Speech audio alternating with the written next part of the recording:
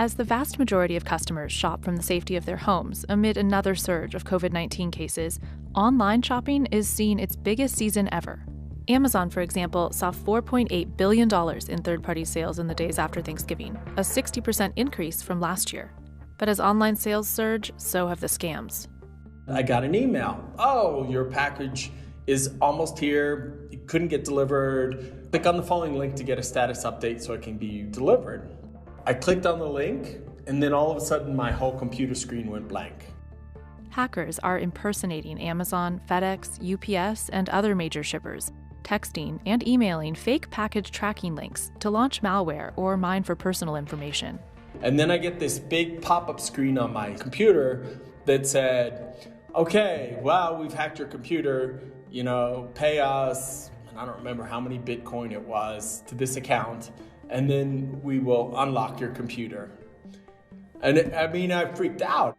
Checkpoint, a cybersecurity firm that secures consumers and Fortune 500 companies, found that messages impersonating shippers were up 440% from October to November, and up 72% from this time last year. We have our mind on other things like pandemic and our kids getting remotely educated and dealing with the pressures of exposure to a pandemic. So looking for shipping impersonations is the lowest on our priority list. This is a look into why delivery fraud is on the rise, what's at stake for victims of the scams, and how to stop phishing attacks from flooding our devices.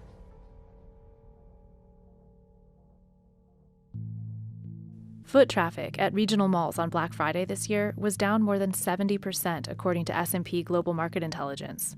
Meanwhile, Amazon's third-quarter sales increased by 37%, with profit up almost 200%.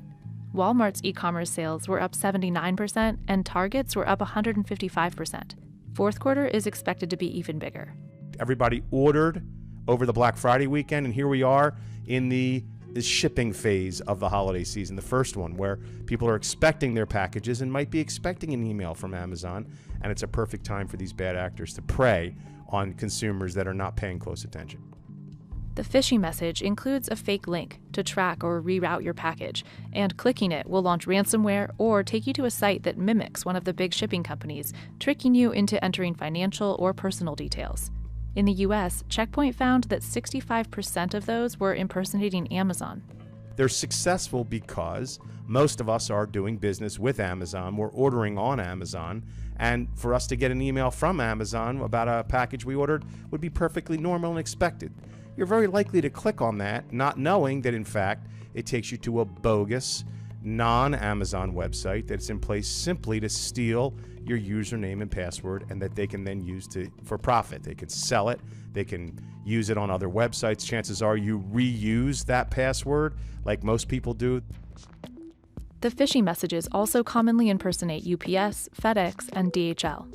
It's so easy for them to send out these messages to hundreds of thousands or even millions of numbers that even if they only get a percentage of 1% of people responding to it, it still makes money for them. The link may redirect to a counterfeit branded page promising a reward for filling out a survey, or it could trigger a ransomware attack, as it did for Hain. One person clicks on the wrong link could launch a massive ransomware attack that we've witnessed over and over, bringing down large companies completely and causing massive financial damage. The guidance has always been never entertain these payments. Always send a message to the attackers that we don't play along with you. Well, that's how bad it's gotten. The FBI is sometimes, in some cases, saying, pay the ransom. When Hain didn't pay the ransom of some 150 bitcoins, the equivalent of more than $66,000 at the time, he lost everything from his computer. So I lost all my family pictures that I had on my hard drive, all my business contacts and my business information. Months later, Hain was the victim of identity theft. And then my address and my social security number and all my tax information. And then I got this letter from the IRS, when I filed my taxes, and they said, oh, you've already filed your taxes and you got your refund. And I was like, refund? And when someone clicks once, it signals to scammers that it could work again. We have heard horror stories from consumers who start getting so inundated with these text messages and phone calls that they're then forced to change their phone number. For Hain, the attacks did not stop after the IRS told him his identity had been stolen. I started sending emails to everybody in my contact list with open the following attached file. And I just had to spend like 3 days just reaching out to 1,000 people saying, don't open the email.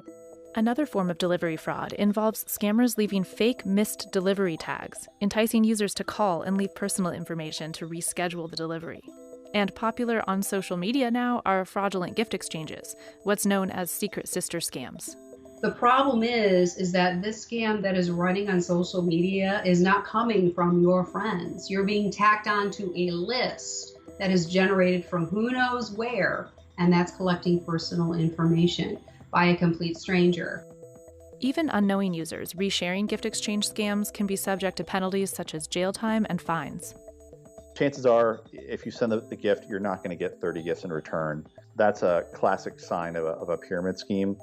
And pyramid schemes are illegal in all 50 states. More general shopping-related scams are also on the rise. According to Checkpoint, early November saw more than double the special offer phishing campaigns than early October, making up 1 of every 826 emails.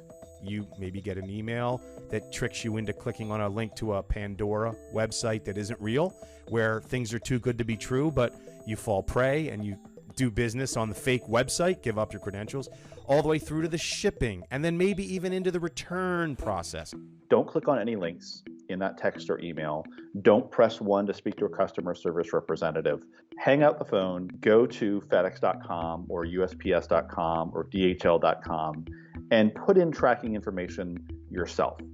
But as scammers get better at impersonating brands, fraud gets harder to spot. It may have the logo on there. It may even be structured to look like the actual website for real. Still, there are some warning signs to watch out for. If they're asking you to click on a link to get more information, that's a big red flag. You want to be on the lookout for, urgent wording. Urgent. We have some money for you. If you look closer, maybe it's Amazon.co instead of Amazon.com, or maybe there's an ever so slight misspelling, like the Z and the A are reversed in the domain name. There are also ways to prevent the scam messages from reaching you in the first place.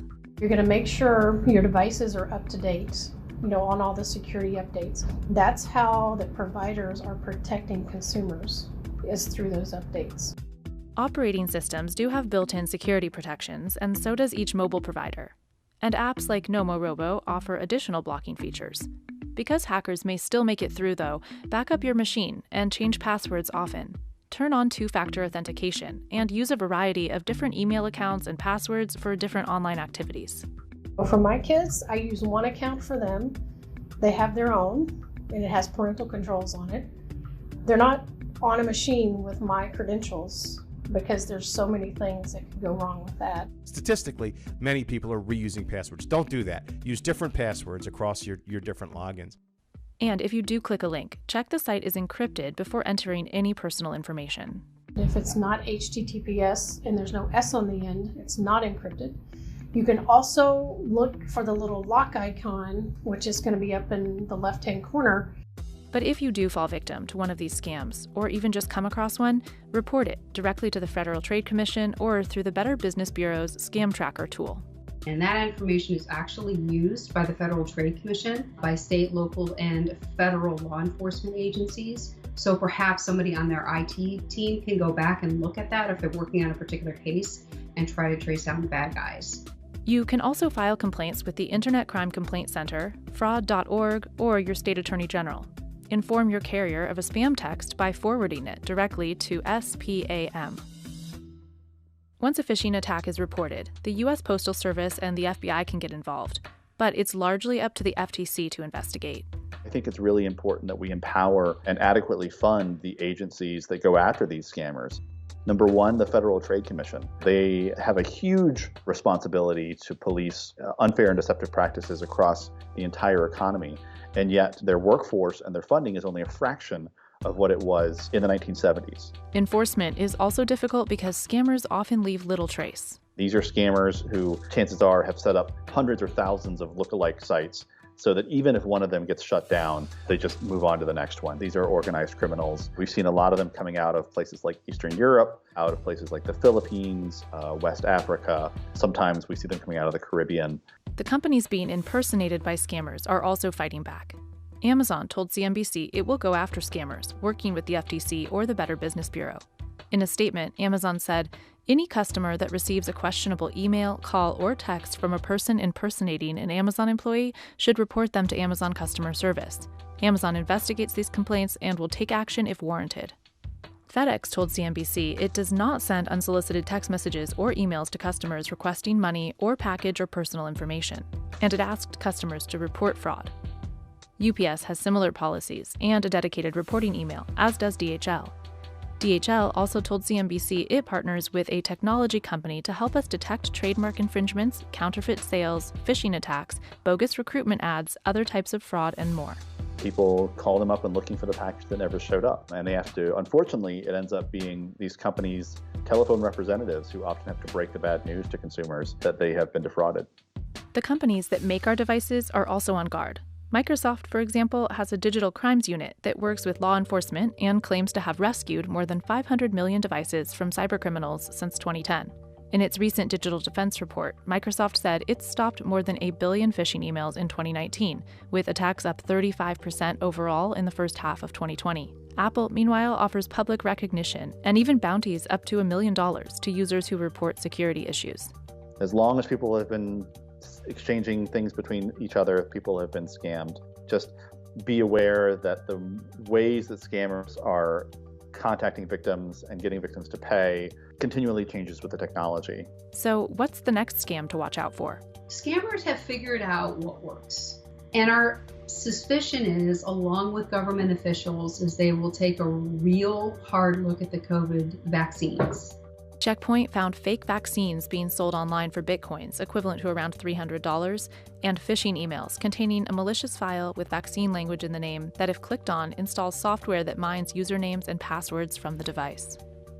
Organized crime is really gearing up to try and exploit people's desire to get this vaccine. So consumers should really expect to start seeing messages on social media, emails, phone calls, text messages offering to get you to the front of the line for the vaccine if you'll pay some money up front. That is a big worry for us. And I think certainly in the coming months, we'll be doing everything we can to educate consumers, because definitely there's the potential for many, many people to get hurt by this.